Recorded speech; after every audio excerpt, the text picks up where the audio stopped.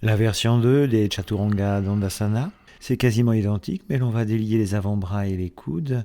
Ceux-là donc sont placés sur les côtés, au-delà des épaules, et garder les mains en contact par les majeurs. Le regard sur un point en face, une inspiration se soulève, le bassin fessier donc en haut, et la puissance du soufflet abdominal.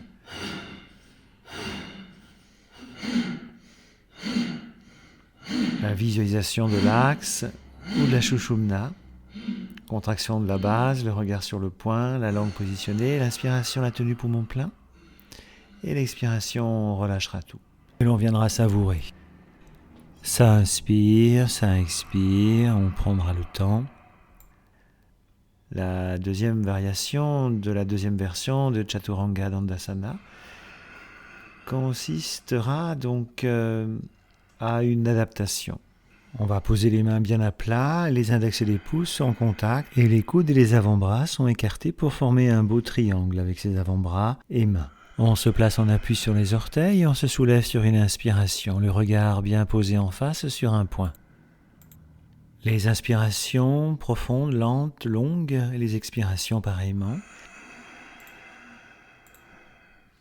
Avec ou sans rétention poumon plein, poumon vide. Ici donc avec quelques rétentions. Le regard sur un point en face. La visualisation de la Sushumna ou bien de Manipura Chakra. Et les mantras habituels, le Om à l'inspire, le Ram à l'expire, ou le Ksham à l'inspire, le Ram à l'expire, ou bien encore le Om à l'inspire et le Yam à l'expiration. Et on se laisse tenir dans cette immobilité, cette intensité, cet éveil puissant de l'énergie. La langue, le regard.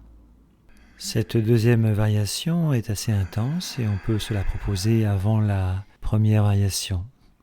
Et puis l'expiration, on repose, on pose le front sur le poing serré, lui-même sur la main et on savourera les souffles étirés.